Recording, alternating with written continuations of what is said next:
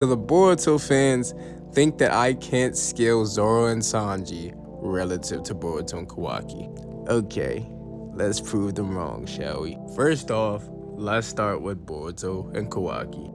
Boruto, easily planet level. Using the planet's chakra's rotation and then infusing that with your own chakra. If we add that information with the additional information that we got about Uzihiko, which directly targets this as planetary chakra or planetary energy, you can still scale this to solar system level because it's adding the planet's rotation and orbit with the corresponding centrifugal force. So that's all of these planets that is in orbit of the Naruto planet, pretty much using the rotation of what makes the star rotate the actual planets around its orbit. So lowball its planetary level, highball its solar system level. Now this is just base Boruto while only being able to use Uzihiko. That doesn't mean that all of his stats scale to solar system level. And I do believe in a little bit of universal Boruto. Don't get it fucked up. Listen, I was already doing this universal Naruto shit before any of y'all niggas got on this app. Yes, I got curse mark Sasuke to universal against Krillin. Please do not ask me how.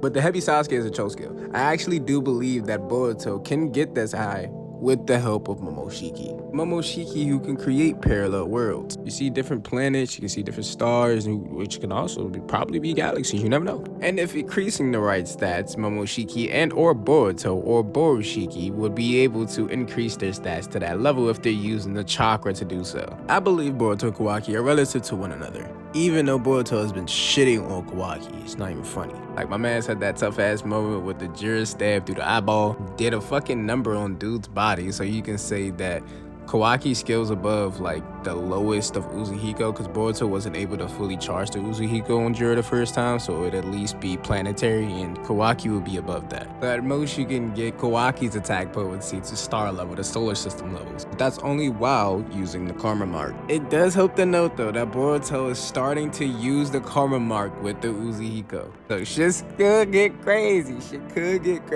But now we got their competitors, Zoro and Sanji. Zoro and Sanji scaling is a lot more nuanced to them, because they scale off of their haki. Everything that they use correlates to the power of their haki and attack potency. Diable Jambe, Zoro's cursed swords when they grow green flames, all of that is haki driven. Haki is based off willpower, and that willpower is amplified by ambition. Zoro's ambition to be the strongest swordsman, and Sanji's ambition of love. Kaido is a character that has lowballed large planetary to highballed multiversal levels of haki energy. Lowballed is him being able to scale above or relative to an old Whitebeard who was able to perform feats such as these with just sheer attack potency. A Whitebeard stated to be able to destroy the entire world using vibrations and fragmentation. Lowballed to midballed, this will be large planetary to solar because the planet itself holds its own solar system with its orbit. Spoilers for Elbaf, by the way. But the most valid source of information, which was the Library of Ohara, was destroyed for a reason. It's because every single part of their information that they have discovered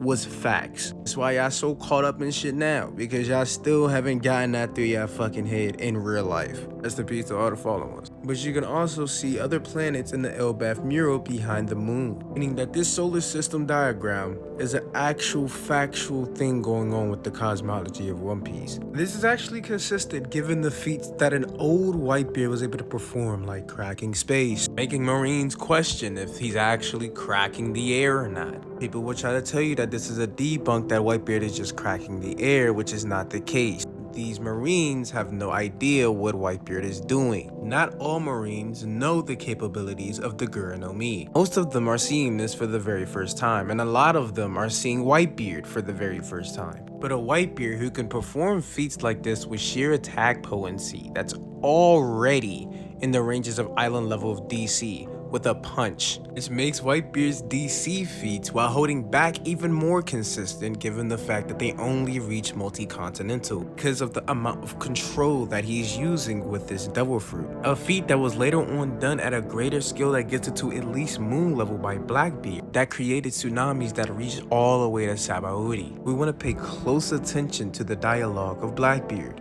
I still can't control it fully, meaning he has some form of control, but he doesn't have full control. He's not used to the vibrations that he's using. Blackbeard that 2 years later gained the control of gravity manipulation. Just sheer force of the shockwaves from the tremor fruit. Blackbeard was already around star level with the Yami Yami no Mi, with both devil fruits now being at Blackbeard's disposal, while also having a devil fruit that scales to solar system level. At best, this will get Blackbeard anywhere in the ranges from low solar system level to high galaxy, because with those vibrations he'll be able to affect anything with matter. Which lines up with the fact that with the Yami Yami no Mi, which he also has to scale to, he can pull in absolutely everything, also meaning all forms of matter. You can't call no limits fallacy because it's literally stated. Also lines up with the fact how he was able to beat Ace, who was able to create a star. Zoro and Sanji given their feats in Wano, with Zoro being able to cut Kaido and Sanji being able to no diff Queen, and Zoro and Sanji are stated to be equal to one another. It would be fair to say that Zoro and Sanji both scale to a trying Whitebeard and or a trying Kaido currently. That will get them anywhere in the ranges of star level to solar system level, because they will be able to handle that attack potency of Haki and or Devil Fruit Kaido and Whitebeard are using. But the thing is, Zoro hasn't mastered Conqueror's Haki yet, nor has Sanji unlocked his Conqueror's Haki yet. So I can't really put them in that solar system to multiversal ranges like I can with the other characters. This is why DC control is important, because Boruto uses this as well. Because the multiversal scale comes from the fact that One Piece holds a multitude of dimensions that scale from the 3D ranges to the 4D ranges. Brulee's dimensions is just the 3D dimension because it's connected to the actual reality of One Piece. It doesn't have its own time. But Mount Dora's worlds are stated to be whole new worlds which doesn't abide by the concept, rules, or laws of the One Piece reality. You can see if Mount Dora really wanted to, he can make these worlds have their own day and night cycle and their own time zones. But because Zoro and Sanji haven't unlocked the usage of conquerors on the level of Luffy, Kaido, Whitebeard, etc., can't necessarily scale them over those universes like I can with the Yonko. Which is why I said Boruto and Kawaki could be stronger than Zoro and Sanji. Have a better chance right now of getting to those universal ranges than Zoro and Sanji does. Then that's when speed and Durandek comes in. This video is going to be long as shit, but fuck it. Bear mode is the fastest we've ever seen anybody fight in Naruto. This version of Naruto will scale above any jutsu, any light speed attack we've ever seen in a series. Bear mode is supremely faster than Ishiki's rods, which will have to scale above Delta's destructive beams, which we would assume is light speed, and Light Fang from Madara. Given how fast these rods are, and given how casually Naruto is able to catch them, in my opinion, I would say this is an MFTL feat. As you can see, Bear mode catches them before they even expand. Even though Boruto has a similar feat, it's very hard to tell if Kawaki actually is stronger or weaker than Ishiki. But we can't really assume that these rods are as fast as Ishiki's, because at this point in time, I don't think a base Kawaki is comparable to Ishiki. These rods have been, dodged or caught by many other characters that don't really necessarily scale to bear mode speed, but scale over Jigen. And Jigen in his V1 state was able to casually blitz Naruto and Sasuke, and then it just got worse in his V2 form. It's very much unquantifiable where these characters' speed is really at. But in my opinion, given how fast these rods are and how casually they're able to perform these feats, even though Kawaki's rods isn't as fast as Ishiki because all dojutsu differs on strength of the character, and we know from the most recent chapters, Kawaki is only at 85% strength with 17 defense, something like that. All the more proven that